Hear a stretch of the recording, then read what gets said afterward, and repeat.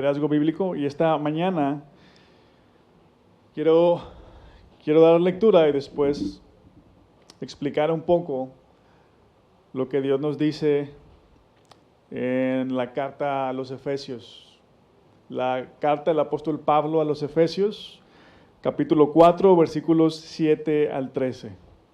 ¿Okay? Vamos a ver qué nos dice Dios en esta porción de su palabra. Escuchen con atención. Pero a cada uno de nosotros se nos ha dado gracia en la medida en que Cristo ha repartido los dones. Por esto dice, cuando ascendió a lo alto, se llevó consigo a los cautivos y dio dones a los hombres. ¿Qué quiere decir eso de que ascendió, sino que también descendió a las partes bajas, o sea, a la tierra? El que descendió es el mismo que ascendió por encima de todos los cielos para llenarlo todo. Él mismo constituyó a unos apóstoles, a otros profetas, a otros evangelistas y a otros pastores y maestros, a fin de capacitar al pueblo de Dios para la obra de servicio, para edificar el cuerpo de Cristo. De este modo, todos llegaremos a la unidad de la fe y del conocimiento del Hijo de Dios, a una humanidad perfecta que se conforme a la plena estatura de Cristo. Vamos a orar a nuestro Dios y Padre. Al leer estas palabras nos damos cuenta que todos tenemos un gran llamado de tu parte. Tú a algunos llamas y constituyes líderes, pero a toda tu iglesia le llamas a llevar a cabo la obra de servicio. Obra en nosotros, Espíritu Santo, para que esto que vamos a escuchar no sea solamente información, sino que podamos llevarla a la práctica, podamos creerla y por lo tanto ponerla en práctica. Te lo rogamos en el nombre de Jesús. Amén. Decía que hace una semana comenzamos esta nueva serie acerca del liderazgo bíblico, ¿no? El liderazgo en la iglesia. Y la semana pasada hablamos de qué es la iglesia y cuál es la misión de la iglesia. Decimos que la iglesia es un grupo de personas que siguen a Jesús, que quieren parecerse a Él, que lo adoran y que le dicen a otros acerca de Jesús. La misión de la iglesia es hacer discípulos, según vimos en Mateo 28. Este pasaje mejor conocido como la Gran Comisión. Y este pasaje nos dice, de forma general por lo menos, cómo hacemos discípulos. Bautizando y enseñando. Y decimos que el bautismo era una señal, cuando alguien se bautizaba, eso era una señal de que la persona bautizada había aceptado todas las doctrinas de la fe cristiana que había escuchado. Y después de haber escuchado estas cosas, las aceptó, creyó en ellas y quería identificarse con el pueblo de Dios. Y la forma de hacer eso era a través del bautizo. Dijimos que la enseñanza no era solamente darle información a la gente, sino enseñarle a obedecer lo que Jesús les enseñó a sus primeros discípulos. Y dijimos que para enseñar a alguien a obedecer, nosotros necesitamos ser un ejemplo para ellos. Todo esto lo dijimos la semana pasada. Ahora, ¿qué tiene que ver todo esto con el liderazgo? Bueno, piensen en lo siguiente. Si la iglesia es un grupo de seguidores de Jesús, un grupo de personas que quieren ser como Él, que lo admiran, que lo adoran, un grupo de personas que quiere que otras personas sigan a Jesús, es decir, que quieren hacer más discípulos, entonces, ¿quiénes deben dirigir la iglesia? Bueno, quienes deben dirigir la iglesia son los seguidores más comprometidos con esta visión, porque esta es la visión de Jesús para la iglesia, ir y hacer discípulos. Ahora, esto suena lógico, ¿no? Los líderes son los que van a hacer más discípulos, ¿no? Suena lógico. Los más comprometidos con esta visión, ellos van a ser los líderes. Y estaríamos en lo correcto. El problema es pensar que la responsabilidad es únicamente de ellos. Este pasaje nos enseña que hay una responsabilidad compartida. Nos dice que Dios ha puesto en nuestras vidas, ha puesto en la iglesia a personas que tienen ciertos dones para que seamos bendecidos por ellos. Pero también este pasaje nos recuerda que Dios nos dio dones a nosotros para bendecir a otros. Dios ha puesto personas en nuestra vida con ciertos dones para bendecirnos, pero Dios también me ha dado dones a mí, te ha dado dones a ti para que tú puedas ser de bendición a otros. Dios tiene un propósito para los dones, para los roles que vamos a estudiar esta mañana, para cada uno de nosotros. Y estas son las 3 cosas de las que quiero hablarles esta mañana: los dones, los roles y el propósito que Dios tiene para ellos. Los dones, los roles y el propósito que Dios tiene para ellos. Comenzando con la idea de los dones. Pablo aquí habla de ciertos dones. Y no es nada místico. Ya en la primera carta a los Corintios, en el capítulo 12, Pablo habló de los dones espirituales. Habló de la profecía, de sanar enfermos, del don de hablar en lenguas, del don de hacer milagros. Ahora Pablo va a hablar de los dones de una manera un poco diferente, sin tanto detalle. Este pasaje nos habla de ciertos dones en un sentido un poco diferente. Vean, la palabra griega para don es simplemente la palabra regalo. Un don es un regalo.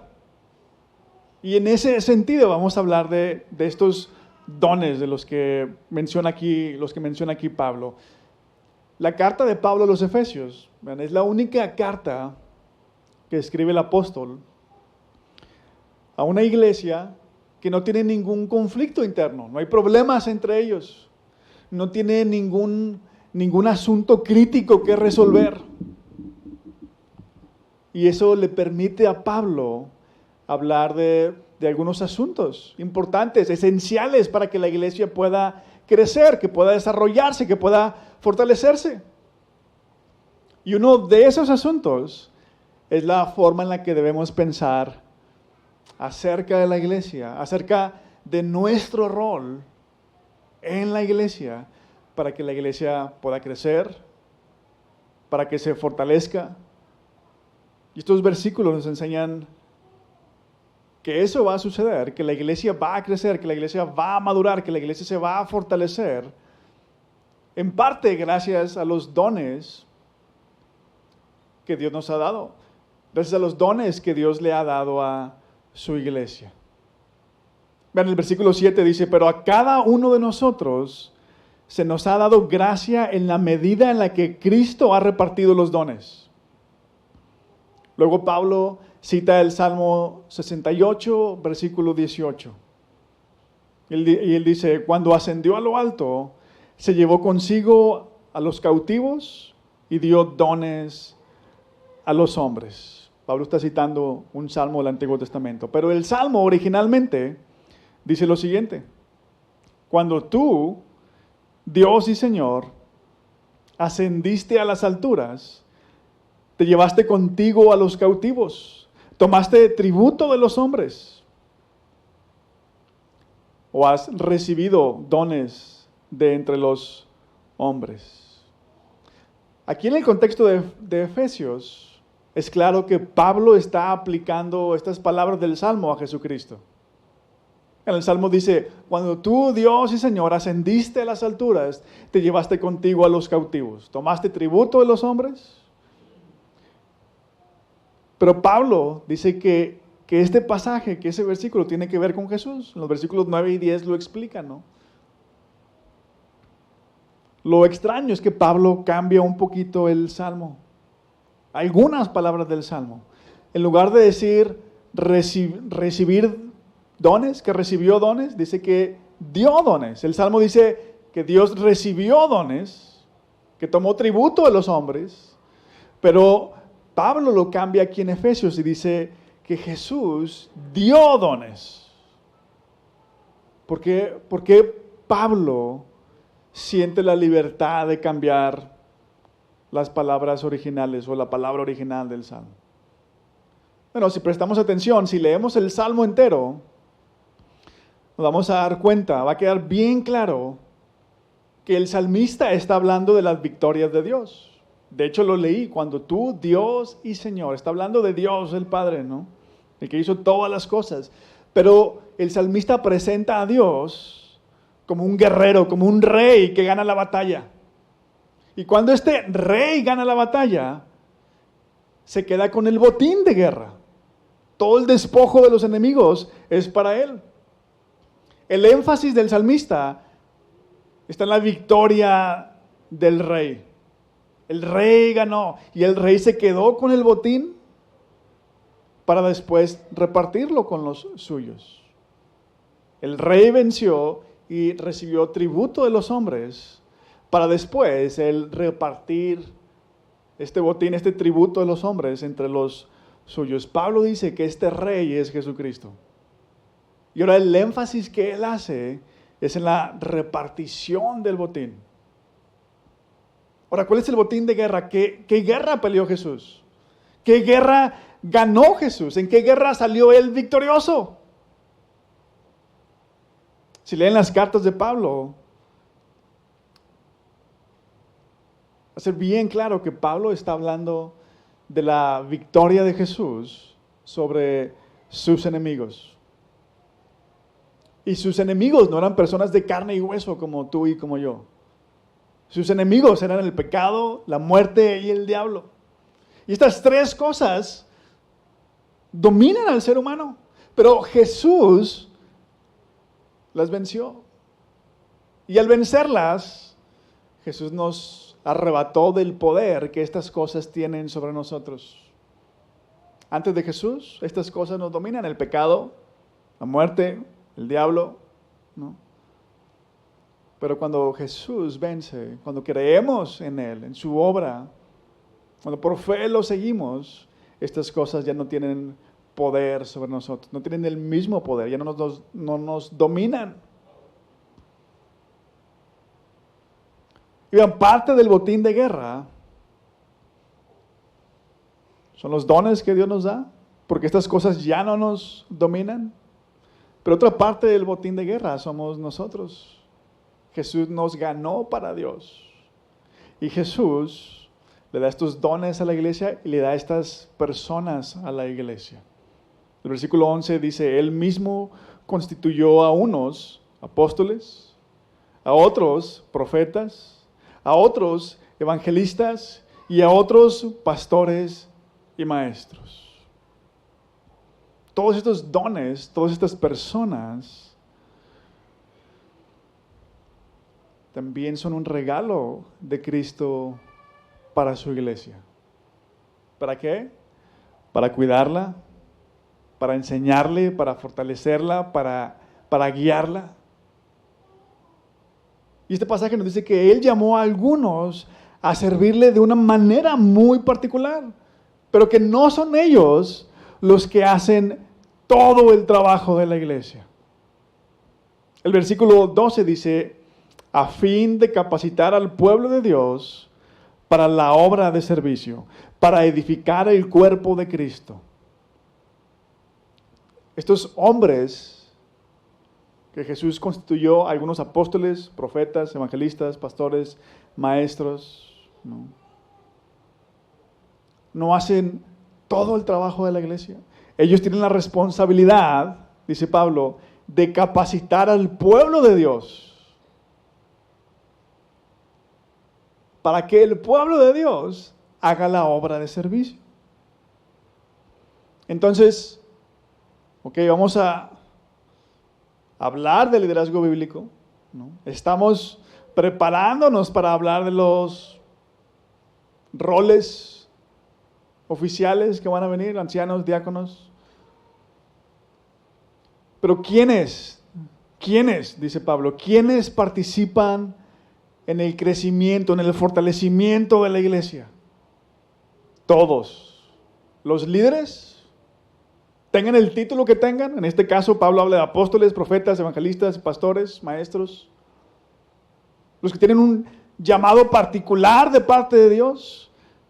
Pero también los que no tienen un título oficial dentro de la iglesia. Los que simplemente son parte del pueblo de Dios. Y esto nos deja, en cierta manera, sin excusa a todos los que nos consideramos cristianos. Líderes o no, todos deberíamos estar involucrados de alguna manera en la misión de la iglesia. ¿Y cuál era la misión de la iglesia? ¿Qué dijimos que era la misión de la iglesia? Hacer discípulos. Todos, no solamente los líderes.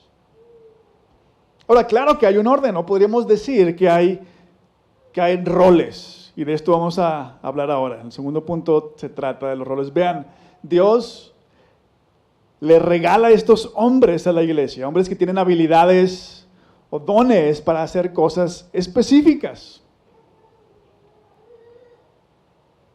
Las personas que Pablo menciona aquí, o los títulos de las personas que Pablo menciona aquí, apóstoles, profetas, evangelistas. Pensemos en los apóstoles, por ejemplo.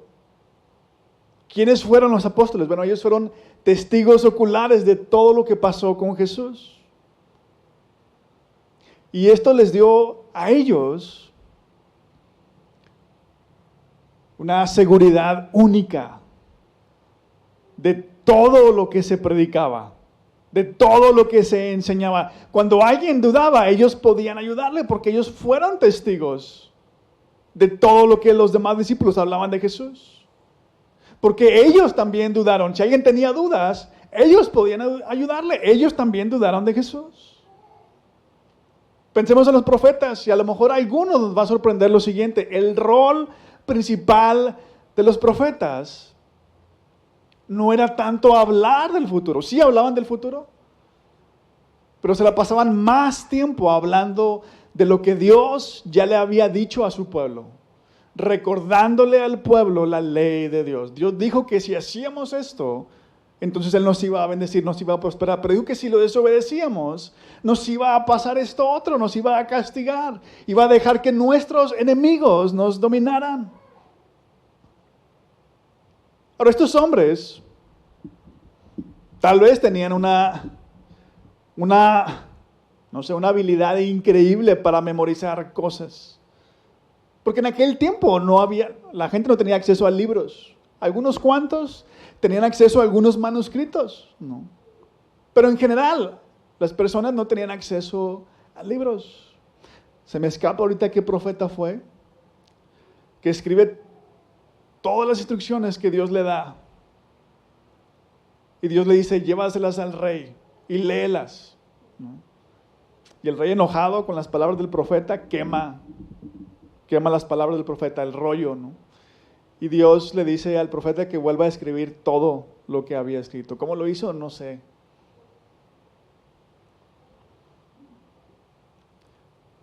Pablo menciona evangelistas. ¿Quiénes eran los evangelistas? Personas que iban de un lado a otro y con quien se toparan, a esa persona le hablaban de la obra de Dios, le hablaban de nuestro pecado, del pecado humano, de la maldad humana y de lo que Dios hizo para remediar nuestro problema del pecado. Cómo Jesucristo vino a cambiar las cosas. Y aunque este pasaje no habla estrictamente de los oficiales en la iglesia, ¿vean? Cuando el Nuevo Testamento habla de los líderes oficiales en la iglesia, de los ancianos o de los diáconos, para los ancianos usa la palabra presbúteros, de ahí viene nuestra palabra presbítero o presbiterianos. Esa palabra significa simplemente ancianos, o habla de los diáconos, la palabra literalmente diácono, ¿no? Pero aunque no habla de los oficiales de la iglesia,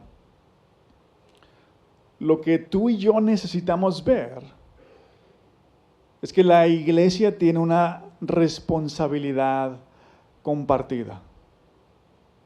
Por eso este mensaje es importante.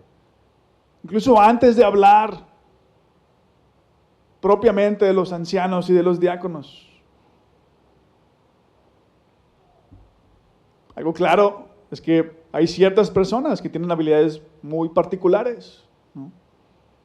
Y estas personas son un don de Dios para la iglesia, para un fin específico.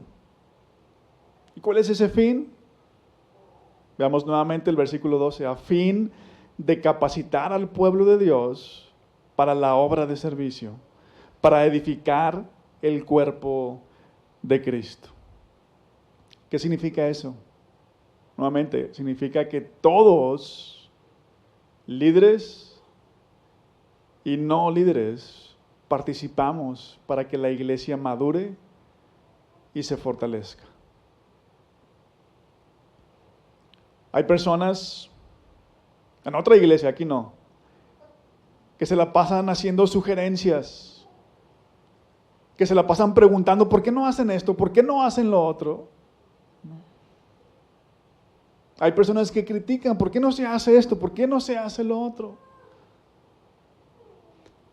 Y hay líderes que se sorprenden cuando son cuestionados o criticados.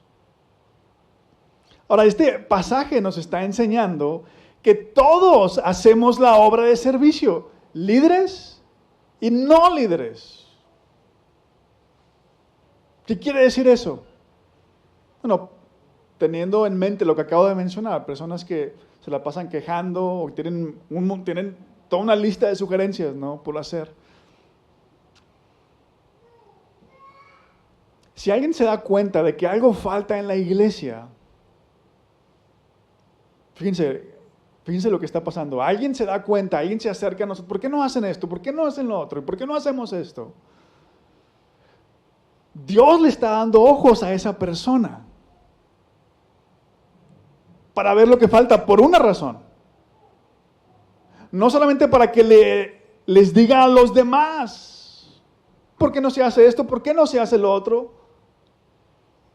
No solamente para que cuestione a los líderes. Dios le dio ojos a esa persona para ver que algo faltaba, porque esa persona puede hacer algo.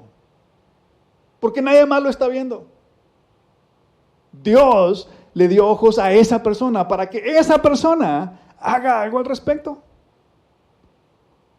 Si alguien se acerca a un líder con una pregunta, con una crítica, con una sugerencia, esto es lo que debiéramos pensar. Dios puso ahí a esa persona. ¿Por qué Dios puso ahí a esa persona? Bueno, tal vez esta persona no está viendo algo.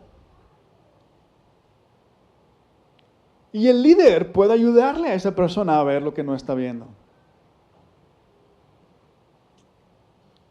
En lugar de ofendernos, los líderes deberíamos ayudar a esa persona a entender lo que está pasando.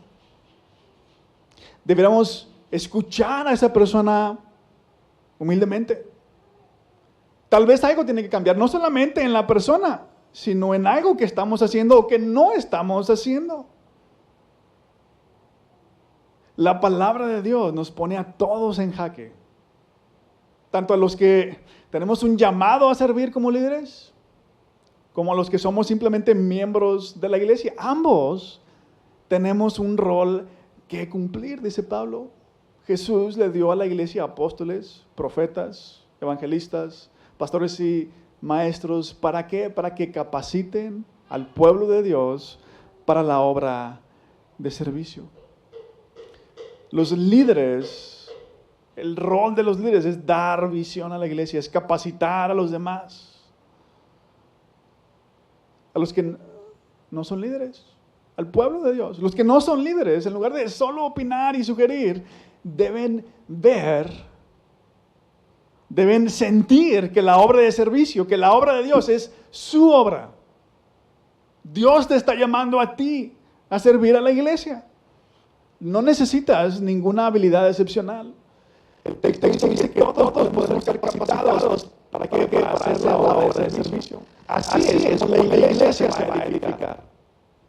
cada uno tomando la responsabilidad que Dios nos da. ¿Te has preguntado? ¿Alguien te ha preguntado alguna vez? ¿Qué don te ha dado Dios?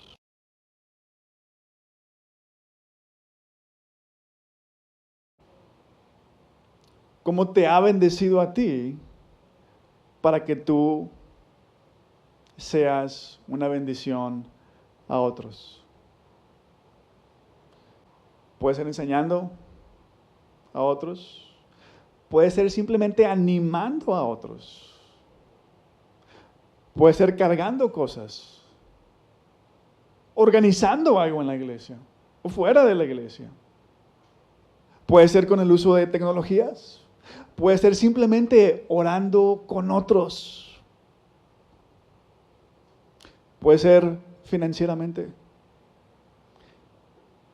El límite es el cielo. Cualquier cosa que puedes hacer para que otra persona sea edificada es un servicio que debes prestar sin pensarlo. Cualquier cosa que tú puedas hacer para que otro sea edificado en su fe, en su vida, es algo que debemos prestar sin pensarlo dos veces. Porque Dios ha dado dones a su iglesia. Dios te ha dado dones a ti para que seas de bendición a otros. Ahora, Dios ha dado dones a su iglesia. Y estos dones conllevan una responsabilidad. ¿Cuál es esa responsabilidad? La obra de servir para edificar el cuerpo de Cristo. O sea, para edificar la iglesia. Ahora, ¿para qué queremos una iglesia edificada? ¿Para qué queremos una iglesia fuerte? Hablemos de todo esto. ¿Por qué Dios da ciertos dones y nos llama a ciertas personas a servir de cierta forma? Nos da roles en la iglesia. ¿Cuál es el propósito de todo esto? ¿Para qué capacitar a otros? Para que haya más manos sirviendo.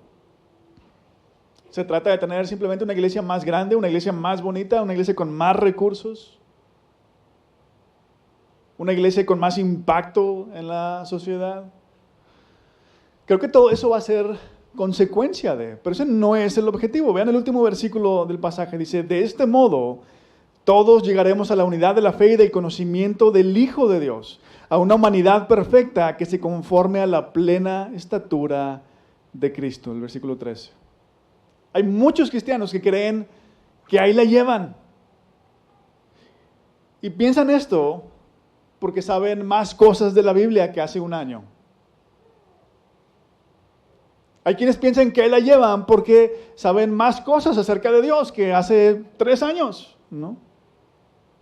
Porque tal vez siempre están en la iglesia el domingo, nunca se pierden un culto, porque tratan de estar en todas las actividades de la iglesia, porque van al estudio bíblico cada semana.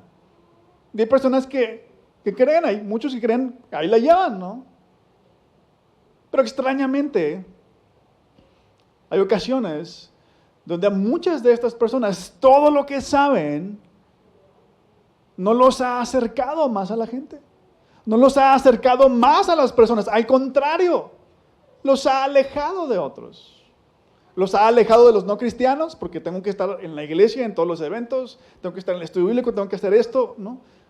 Y aparte esas personas no tienen mis valores. Pero no solamente los ha alejado de ellos. Todo lo que saben, ¿no? Los que dicen que ahí la llevan, porque saben más de la Biblia, saben más de Dios, los ha alejado de otros cristianos. Porque según ellos, que ahora saben más, dicen, no, pero ellos no son maduros. Y esto es lo opuesto a lo que Pablo nos está diciendo aquí. Pablo dice que nuestra fe, que conocer a Jesús, nos va a unir. Si no estamos creciendo en nuestras relaciones con otros, entonces algo no está bien con nuestra fe, algo no está bien en nuestro conocimiento de Dios. Si no estamos creciendo en nuestras relaciones con otros, corremos el riesgo de que nuestra fe, de que nuestro conocimiento de Dios sea solamente una ilusión. Que nos estemos engañando a nosotros mismos. Que solamente estemos siendo religiosos. Pero mira, Dios, todo lo que hago. Mira todo lo que hago en la iglesia. Hay personas que dicen ser seguidores de Jesús, pero que lo siguen a la distancia. Lo siguen a la distancia solo para ver si reciben algo a cambio. Te voy a seguir, Dios, te voy a seguir, Jesús. Pero ahí van a la distancia a ver qué se le cae a Jesús, a ver qué puedo cachar, ¿no? En alguna ocasión un grupo de personas le dijo a Jesús que hiciera un milagro y así iban a creer en Él. El Evangelio de Juan nos cuenta esta historia. Pero lo raro es que este grupo de personas le pidió eso a Jesús casi inmediatamente después de que Él había multiplicado el pan para alimentar a 5,000 personas. Acaban de ver este milagro y le dicen a Jesús, a ver Jesús, ¿qué señal puedes hacer para que creamos en ti? Lo están siguiendo, pero a la distancia. Y solamente para ver qué van a recibir. Y lo increíble es que las personas que le pidieron esto a Jesús, puedes pensar que eran los líderes religiosos que estaban en su contra, que siempre querían hacerlo quedar mal, ¿no? Pero no fueron los líderes religiosos, fue la gente normal, la gente común y corriente como tú y como yo. Y Jesús les dice, les aseguro que ustedes me buscan, no porque han visto señales, sino porque comieron hasta llenarse. Algunas personas están en la iglesia para que Dios les dé una buena vida. Para algunos la buena vida significa bendiciones materiales, pero no para todos. Para algunos significa que no me falte nada en la vida, pero no a todos les interesa lo material. Otros tienen otro tipo de problemas. Su esperanza está en que Dios haga desaparecer esos otros problemas. Lo material no me importa tanto. Hay cosas más importantes, más grandes que lo material. Bueno, independientemente de ello, este tipo de fe, la fe que nos hace seguir a Jesús a cierta distancia para ver cómo me cambia la vida, a ver qué me da, ¿no? Lejos de unirnos, lejos de unir a la iglesia, nos divide. ¿Por qué? Cuando venimos principalmente buscando ser bendecidos, la gente se convierte en un inconveniente. Las personas se convierten en un obstáculo. ¿Por qué? Porque somos difíciles. Porque nadie es perfecto, todos nos equivocamos. Entonces, yo me voy a convertir en un obstáculo para alguien que nada más viene a buscar una bendición. Otros se van a convertir en obstáculos si yo vengo principalmente a buscar ser bendecido. Y esta es la forma en la que el mundo piensa. El mundo nos dice que primero tenemos que estar bien nosotros para luego poder ayudar a otros. Pero de alguna manera esto nos dice que no conocemos entonces a Jesús, al Hijo de Dios. Porque Él nos esperó a estar bien. Todo el tiempo lo estaban criticando, todo el tiempo lo estaban persiguiendo. No tenía una almohada donde recostar la cabeza, le dice a alguien que quería seguirlo, ¿no? Pero aún así, en todo momento, Él vino a servirnos. La Madre María Teresa de Calcuta tenía una frase que no estoy seguro si era original de ella o no, pero ella decía muy seguido, el que no vive para servir, no sirve para vivir. El que no vive para servir, no sirve para vivir. ¿Cuánta verdad hay en estas palabras? Porque vean, el Dios que hizo todas las cosas, este mismo Dios se hizo hombre para venir a servirnos. Antes de ser arrestado y crucificado, Jesús está celebrando la última cena con los discípulos. Y ahí en esa habitación, en esa sala, Jesús les lava los pies a los discípulos. Pedro, el apóstol Pedro, no puede creerlo. ¿Cómo? Él es mi jefe y él me va a lavar los pies a mí. No, claro que no. Pero Jesús le dice que si no hace eso, entonces no tiene lugar con él. No cabe con él.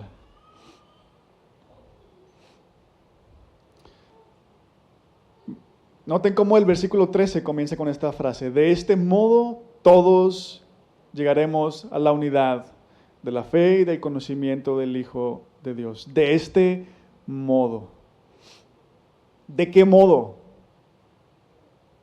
Pablo lo acaba de explicar en los versículos anteriores. ¿Quieres que tu fe, quieres que tu conocimiento de Jesús crezcan? Entonces necesitas servir a otros. Pensar lo mismo que otros nos une a cierto nivel, nos hace afines en cierta manera, pero algo especial sucede cuando servimos a otros, dice Pablo. Hay una unidad especial en ello. ¿Por qué esta unidad es tan importante? No, si se acuerdan, la semana pasada dijimos que la iglesia no es un club social. Hay muchas cosas que se van a interponer para que nos sirvamos a otros. Mucha gente votaría por un político diferente al que yo votaría. Muchos le van a un equipo diferente al que yo le voy.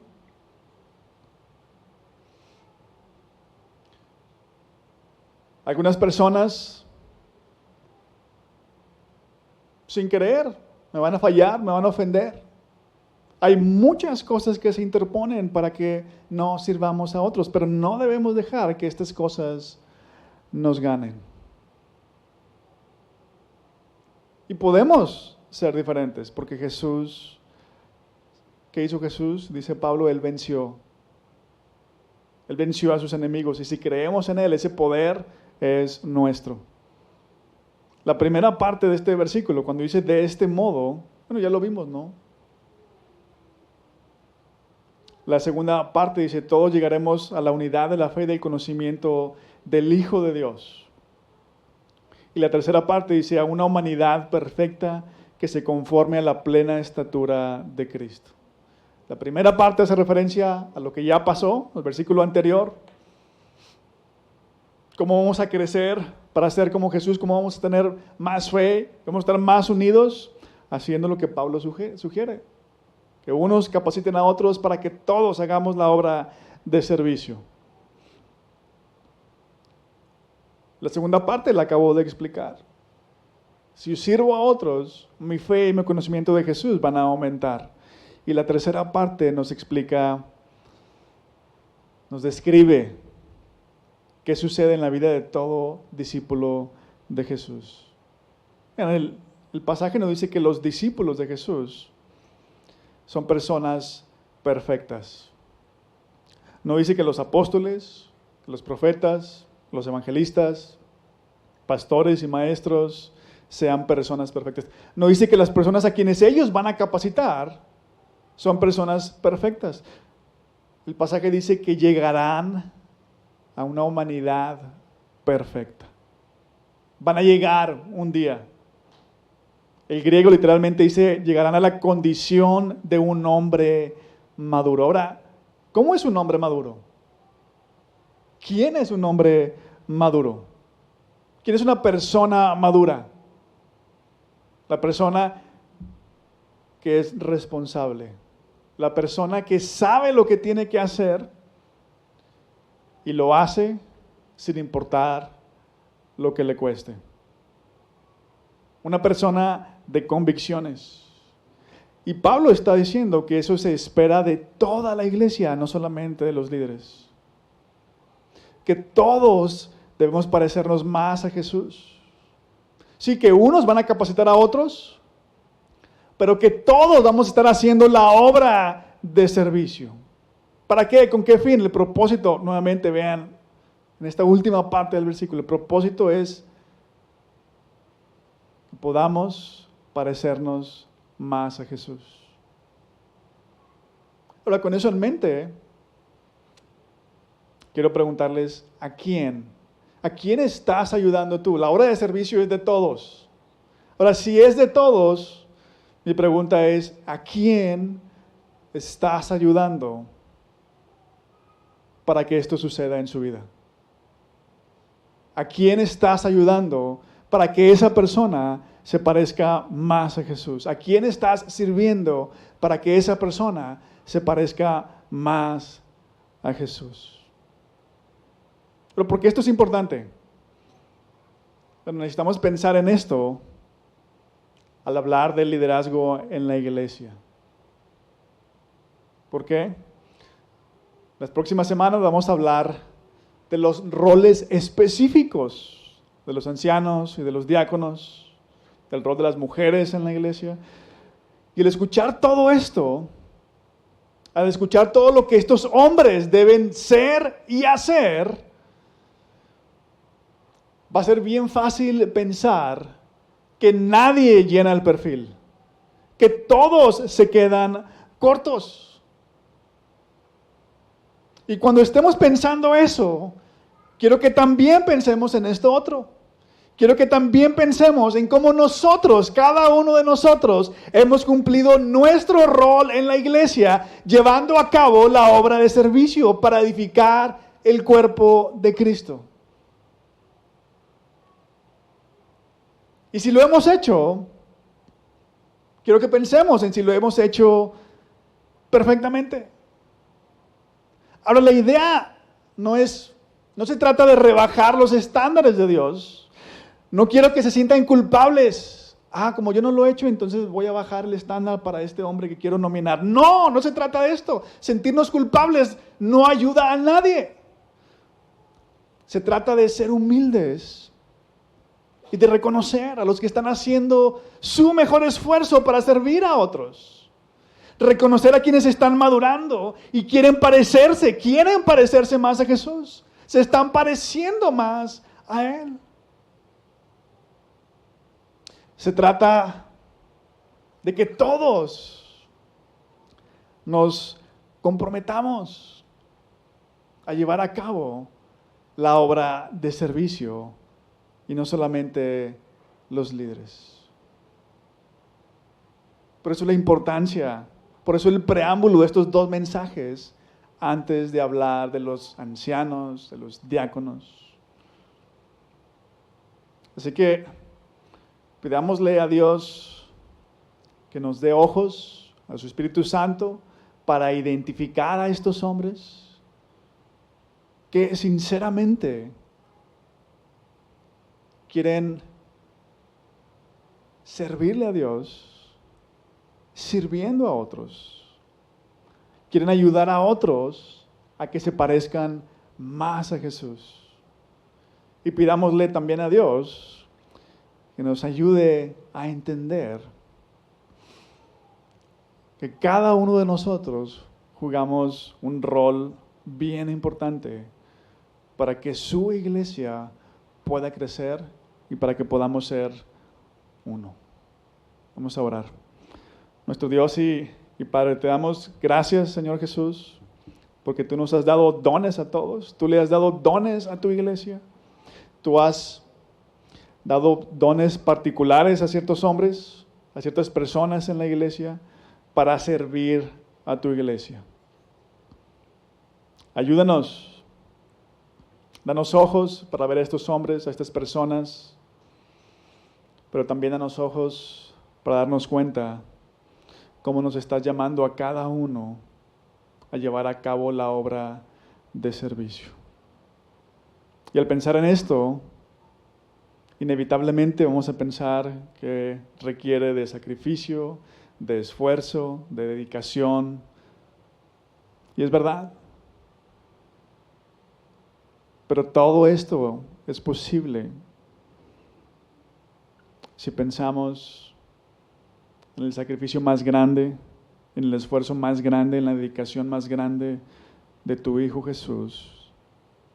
de hacerse hombre, vivir una vida perfecta y rescatarnos, aun cuando eso significaba morir en la cruz. Ayúdanos a verlo a Él, a servirte a ti y a tu iglesia y al mundo. En el nombre de Jesús, amén.